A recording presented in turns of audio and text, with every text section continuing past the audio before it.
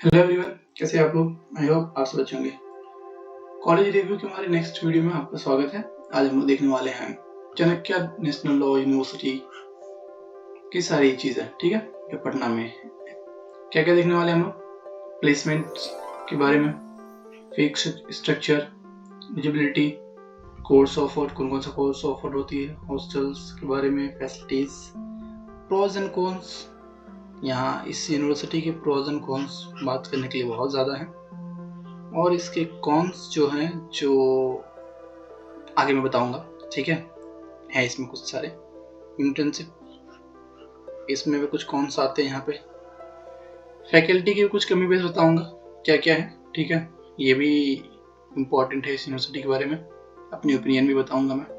Mood scores, smoothly foods, cut off क्या रहेगी और इस कॉलेज की रैंकिंग क्या है। तो ये सारी चीजें जितनी यहाँ दी हुई हैं, जितनी यहाँ दी हुई हैं, सारी चीजें डिस्कस करने वाले हैं, ठीक है। ओके, चलिए आगे शुरू करते हैं। एडमिशन के तो चलो फर्स्ट देख लेते हैं कि एडमिशन प्रोसीजर क्या है और कैसे एडमिशन मिलती है। यहाँ पे एडमिशन क्लैट के एग्जाम के शुरू होती है, ठीक है, जो कि अभी चल रही है। थर्ड लिस्ट आ चुकी है, थर्ड राउंड की। फी पेमेंट डेट 1 मई 2024 है, ठीक है। ये एस्टेब्लिश हुई थी 2006 में by government of Bihar. 18 acres की कैंपस है, डिसेंट कैंपस है, ठीक है, इसमें कोई दिक्कत नहीं है। एडमिशन वाले टॉपिक में ज़्यादा कुछ बात करने के लिए है नहीं। अगर कोई डाउट रह जाता है तो फिर कमेंट कर लेना। एलिजिबिलिटी, मैक्सिमम सारे जितने भी एनएलयूज हैं सबके सेम ही रहते हैं। 10+2 विथ मिनिमम होना चाहिए, जो मार्क्स होना चाहिए 45 for general OBC and 40% in 12th for SC and ST categories. और जो एज लिमिट की बात करूँ तो क्लैट में जितने भी एनएलयूज आते हैं तो उसमें कोई एज लिमिट नहीं होता है, ठीक है।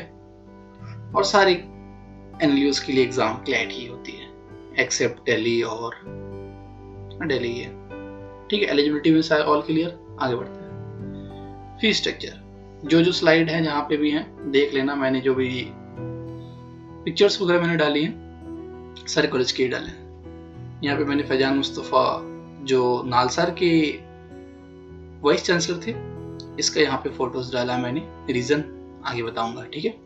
ये अभी पटना के एनएलयू पटना के वाइस चांसलर है। फीस स्ट्रक्चर देख लो, यहाँ पे भी थोड़ी समझने वाली चीजें हैं, बता देता हूँ। ये 2,08,000 जो फीस है इंडियन स्टूडेंट के लिए है, इसमें हॉस्टल इंक्लूडेड है।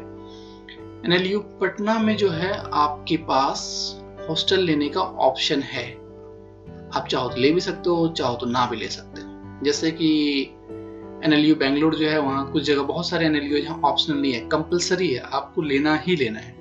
लेकिन पटना में ऐसा नहीं है, आप चाहो तो ले भी सकते हो, नहीं भी सकते हो। तो ये सारा जो ये फीस जो है और सारी चीजें इंक्लूड करने के बाद इतनी है अगर आप हॉस्टल लेते हो। अगर आप हॉस्टल नहीं लेते हो, आपको हॉस्टल नहीं चाहिए, बाहर रहना है, तो लमसम इतनी फीस पड़ेगी, ठीक है। अगर कोई फॉरेन स्टूडेंट है तो उसकी फीस भी मैंने मेंशन कर दी है, ठीक है। उसकी फीस यहाँ पे 3,76,000 है। यहाँ जो मैंने आगे बताया है नोट करके मैंने लिख दिया था, हॉस्टल इज नॉट कंपलसरी। ये क्लासरूम के फोटोज इधर लगे हुए। जैसे ड्रॉबैक में बताने वाला था आगे, यहाँ पे मैं बाद में भूल ना जाऊं, फैजान मुस्तफ़ा सर को देख के याद आ गई है कि यहाँ की मैनेजमेंट सिस्टम की बहुत ज़्यादा कंप्लेन रहती है कि अच्छी नहीं है। इधर वो क्लासरूम हो, फैकल्टी हो, चलो अभी नहीं बताऊंगा, आगे बताऊंगा, ठीक है। लेकिन अभी जो कि vice chancellor Faizan Mustafa sir हैं, तो यहाँ पे बहुत सारे चेंजेस आने वाली है, इसकी रैंकिंग इंप्रूव होने वाली है और यूनिवर्सिटी में बहुत सारी पॉजिटिव चेंजेस आने वाले हैं। आगे बढ़ते हैं। कोर्स में बता दूं, एनएलयू पटना 2 कोर्स ऑफर करती है, BA LLB honours, BBA LLB honours, BCom और जनरल, ऐसा कुछ नहीं है। टोटल नंबर ऑफ सीट्स जो है 132 है, जिसमें 66 सीट्स डिवाइड किए गए हैं दोनों कोर्सेज के लिए, ठीक है। और दोनों कोर्स की रिजल्ट की अलॉटमेंट सीट्स अलग अलग आते हैं, ठीक है। इस हिसाब से सीट्स यहाँ डिवाइड हो जाते हैं, ठीक है। रिजर्वेशन मैंने यहाँ मेंशन कर दी है। अनरिजर्व 40%, मतलब कि टोटल आपके 132 सीट्स में 53 सीट्स उसके अनरिजर्व्ड हैं EWS के लिए 10%, मतलब 13 सीट्स हो गए। SC of Bihar 21%, ST of Bihar 0 मतलब 1%, तो एक सीट हो गई। तो और जो जो कैटेगरीज है इसके लिए आपको वो सर्टिफिकेट्स भी देने पड़ते हैं वाइल एडमिशन। ओके ठीक है, अगर आप जो कास्ट वाला जो भी कुछ लगाते हो आपको सारी चीजें देनी पड़ती हैं। तो ये हो गया क्लियर, आगे बढ़ते हैं। कट ऑफ ये देख लेते हैं, इंपॉर्टेंट। ये मैंने क्लोजिंग कट ऑफ रखी है, दोनों के लिए अलग अलग कट ऑफ आती है, इसलिए अलग अलग लिखा है। ये LLB के लिए, BBA के लिए, दोनों की कट ऑफ अलग आती है। जनरल कैटेगरी से बिलोंग करते हो तो जो क्लोजिंग रैंक मैंने यहाँ पे मेंशन की है, जो क्लोजिंग रैंक रहेगी, ये देखो हर साल थोड़ी वेरी करती है, तो एग्जैक्ट ये नहीं कि 1291 मैंने लिखा तो इतना ही है। तो अगर क्लोजिंग रैंक आप जनरल कैटेगरी से बिलोंग करते हो तो आपकी BBA एडमिशन लेने के लिए एटलीस्ट 1500 के अंदर आपकी रैंक होनी चाहिए BBA में लेने के लिए, ठीक है। और BA में लेने के लिए 1291 से अंदर होनी चाहिए, या 1300 मान लो, इसके अंदर होनी चाहिए, उसके बाहर तो प्रोबेबिलिटी बहुत कम है। OBC से आप बिलोंग करते हो तो इतना, ST से इतना, और SC ST से मतलब, तो सारी चीजें ये क्लोजिंग रैंक मेंशन कर रखी है, ये कट ऑफ होनी चाहिए। अगर इस कट ऑफ में आप फॉल करते हो तो आपको NLU पटना में एडमिशन मिल जाएगी, ठीक है। कट ऑफ के रिगार्डिंग कोई डाउट रह जाती है तो कमेंट कर लेना। हॉस्टल्स, बॉयज एंड गर्ल्स के लिए सेपरेट हॉस्टल है, दोनों के मेस सेपरेट है, ठीक है। और डबल शेयरिंग रूम्स मिलते हैं, बेड चेयर, सिंपल डिसेंट सा। आगे मैंने 1-2 फोटोज भी लगा रखे हैं हॉस्टल्स के। ये इवेंट्स के फोटोज हो गए, ये कैंपस के ही है। कॉलेज में क्या क्या इवेंट होते हैं, मूड कोर्ट होते हैं, ठीक है, इसमें कोई दिक्कत नहीं है। डिबेट हो गया आपका, ऐसे राइटिंग कंपटीशन हो गई, रिसर्च पेपर वर्क हो गया, तो इवेंट्स होती हैं कॉलेज में रेगुलर बेसिस पे, ठीक है, इसमें कोई दिक्कत नहीं है। हॉस्टल भी डिसेंट है, कोई दिक्कत नहीं है, ठीक है। खाना भी डिसेंट है, ज्यादा कुछ एक्सपेक्ट नहीं कर सकते हो, बट ठीक है। फैकल्टी मैंने बोला था इंपॉर्टेंट है। फैकल्टी की बात करूँ तो ये कॉलेज में काफी इंपॉर्टेंट रोल प्ले करते हैं। कोई भी कॉलेज हो, कहीं पे भी आप पढ़ रहे हो, कॉलेज में अगर कहीं फैकल्टी अच्छी है तो यूनिवर्सिटी खुद ब खुद अच्छी हो जाती है। कॉलेज की यूनिवर्सिटी में जो टीचर्स हैं वो वेल एजुकेटेड ही होते हैं, नो डाउट, यहाँ पे नॉलेज भी अच्छी होती है, लेकिन क्लास मैनेजमेंट। अगर 50 बच्चे ही क्लास में हैं, 100 बच्चे क्लास में हैं, तो अगर मैनेजमेंट अच्छा नहीं रहेगा तो दिक्कत तो होगी। क्लास मैनेजमेंट की यहाँ पे कंप्लेन है कि टीचर क्लास मैनेज नहीं कर पा रहे हैं, अच्छे से ले नहीं पा रहे हैं, सही से क्लासेस नहीं ले पा रहे हैं, नंबर ऑफ क्लासेस को भी लैग कर रहे हैं, आगे पीछे जो मैनेजमेंट होनी चाहिए जैसी, तो वह चीज़ें यहाँ पे कंप्लेन आ रही है कि फैकल्टी और कुछ फैकल्टी के बिहेवियर्स में भी कुछ ज़्यादा सपोर्टिव होते हैं, कुछ नहीं होते हैं, ये हर जगह है। लेकिन है कि जितने NLUs हैं तो इसकी रेपुटेशन अच्छी है, तो वहाँ पे अगर ऐसी बातें आती तो इसके लिए अच्छी बात नहीं है। तो इसमें अगर मुझे 5 में से रेटिंग देना पड़े तो 3.5 और 3.5 मैं रेटिंग दूंगा, तो उस हिसाब से देख लो, ठीक है। Facilities, library, hostel, sports complex, lab, moot court, canteen, gym, medical facilities, wifi campus, badminton courts भी हैं 2, बास्केटबॉल्स, ये सब सारी चीजें ठीक है, इसमें कोई दिक्कत नहीं है। ओके, आगे देखते हैं। इंटर्नशिप, ये भी जो मैंने आगे यहाँ पे ड्रॉबैक्स लिखे हैं, पहले मैं ड्रॉबैक्स बताता हूँ। मैनेजमेंट, इसमें कमी है, इंप्रूवमेंट होनी चाहिए। लैक ऑफ कमेटी वर्क मैंने क्यों लिखा है यहाँ पे, ये यहाँ ले आओ। जो भी इंटर्नशिप वगैरह होती है, प्लेसमेंट होती है, ये अलग प्लेसमेंट सेल होते हैं, ठीक है। इंटर्नशिप वाले अलग होती हैं सबकी, तो इनका काम होता है बच्चों को प्लेसमेंट दिलाना, इंटर्नशिप दिलाना। तो इसमें 50% बच्चों को ये प्लेसमेंट मतलब इंटर्नशिप प्रोवाइड करते हैं प्लेसमेंट सेल वाले, 50% खुद को देखना पड़ता है। तो अगर NLU में जाने के बाद बच्चे को खुद ज़्यादा मेहनत करनी पड़े तो अच्छा नहीं लगता। कॉलेज की रिस्पॉन्सिबिलिटी होती है एक्चुअली, तो 50% बच्चे को ये हेल्प आउट कर पाते हैं इंटर्नशिप प्रोवाइड करने के लिए, 50% को खुद देखनी पड़ती है। ये रेशियो आगे पीछे भी हो सकती है, बट पार्शियली कॉलेज हेल्प करती है इंटर्नशिप में, बाकी फिर बच्चों को भी देखना पड़ता है। ठीक है, तो इसका ये सीन है, कंप्लीटली नहीं है कि आपको 100% बच्चे को खुद ही प्लेस कर रही है।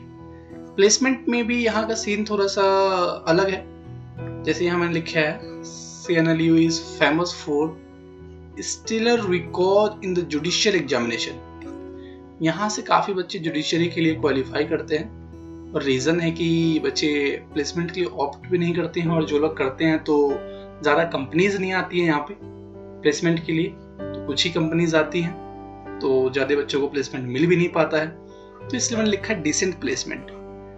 बच्चे ज़्यादा आप जुडिशरी के लिए ऑप्ट करेंगे तो कुछ बच्चे रह जाते हैं, फिर आप कंपनीज की कॉलेज की रेपुटेशन साफ हो जाती है, तो कंपनीज आने भी नहीं चाहती है। तो इसकी अगर जो भी कंपनीज आती है तो 7 to 10 लाख इसकी प्लेसमेंट रहती है। अगर एवरेज हो तो 5 लाख ले लो, ठीक है, हाईएस्ट 7 to 10 लाख जाती है, एवरेज प्लेसमेंट 5 लाख के आसपास रहती है। ठीक है, प्लेसमेंट में भी मेरे को 5 स्टार में से रेटिंग देना हो तो मैं प्लेसमेंट की भी 3 स्टार रेटिंग दूंगा। ठीक है, ड्रॉबैक मैंने बताया था, मैनेजमेंट हो गया, कमेटी वर्क हो गया, लैक ऑफ फैकल्टी की भी कमी है यहाँ पे। ठीक है, नंबर ऑफ फैकल्टीज भी काफी कम है। नॉट एक्टिव प्लेसमेंट सेल, जो प्लेसमेंट सेल है उसको थोड़ा और एक्टिव होना चाहिए, वहां पे थोड़ी सी लैक कर रही है। तो ये चीजें थोड़ी सी इंप्रूवमेंट की जरूरत है। रैंकिंग की बात कर लूं मैं कॉलेज के, इंडिया टुडे में इसने दिया था ranking 12th out of 70 lowest school in India 2023 में।